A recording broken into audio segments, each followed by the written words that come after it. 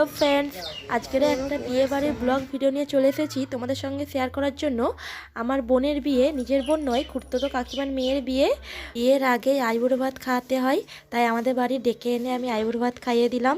সবাই আইবুড়ো ভাত খাইয়েছে, সব থেকে লাস্টে মাকে খাওয়াতে হয়। তো বিয়েতে দেখো মেহেন্দি অনুষ্ঠান হচ্ছে। মেহেন্দি অনুষ্ঠানে আমরা সব বোনেরা মিলে একটু নাচাগানা করে নিচ্ছিলাম। আর এই নিতকনেকে দেখো কি সুন্দর মেহেন্দি পরিয়েছে।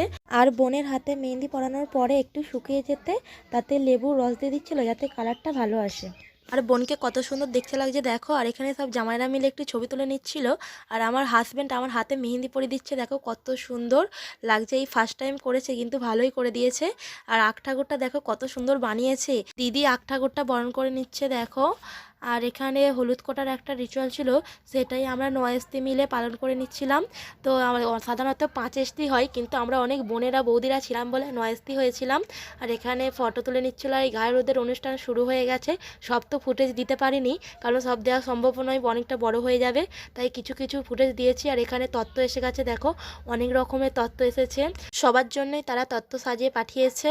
আর এখানে দেখো একটু বোন কান্নাকাটি করছে, ইমোশনাল হয়ে গেছিলো। আর এখানে আমাদের বাড়িতে এসে আমার বাবা সন্দেশ খাওয়াচ্ছে, চিড়ে খাওয়াচ্ছে। আর বাউন ঠাকুর এসে গেছে, সব রিচুয়াল শুরু করে দিয়েছে, কারণ সময় নেই হাতে। আর এখানে খই পোড়ানো অনুষ্ঠান যেটা থাকে সেটা হয়ে গেছিলো। আর তারপরেই চান করতে গিয়েছিল, দেখো স্নানও হয়ে গেছে। আর্টিস্ট অনেকক্ষণ আগেই এসে গিয়েছিল, খুবই বিরক্ত হচ্ছিল, তাই ওকে বারবার বলছিল তাড়াতাড়ি নাও। তাই মেকআপ আর্টিস্ট খুব সুন্দরভাবেই কম সময়ে সাজিয়েছে।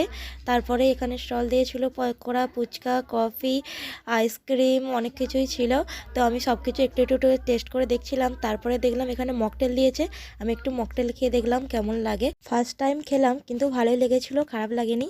তারপরেই দেখলাম বড়মশাই চলে এসেছে। বড়মশাইকে আমার দিদি নিয়ে এসেছে হাত ধরে এনে ভালো করে বসিয়ে। তারপরে বড়মশাইয়ের সাথে একটু ছবি তুলে নিলাম। তারপরে বেশি সময় ছিল না বলে বড়মশাইকে সোজা মণ্ডপে বসিয়ে দিয়েছিলাম।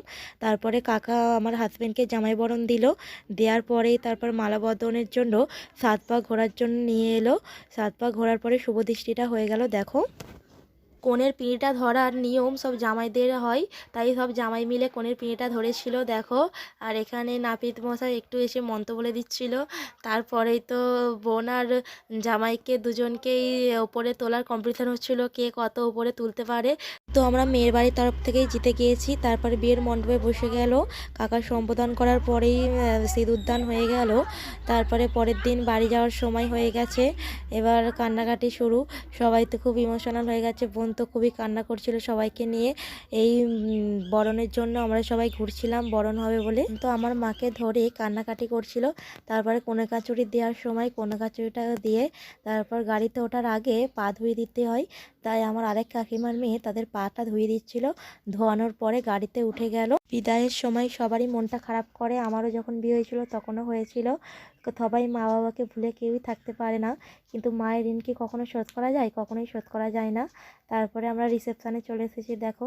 রিসেপশানে ঢোকার গেট ভিলাতে হয়েছিল, ভালোই সাজিয়েছিল ভিলাটা। আর বোনকেও সাজিয়েছিল খুব সুন্দর, দেখতেও খুব সুন্দর লাগছিল।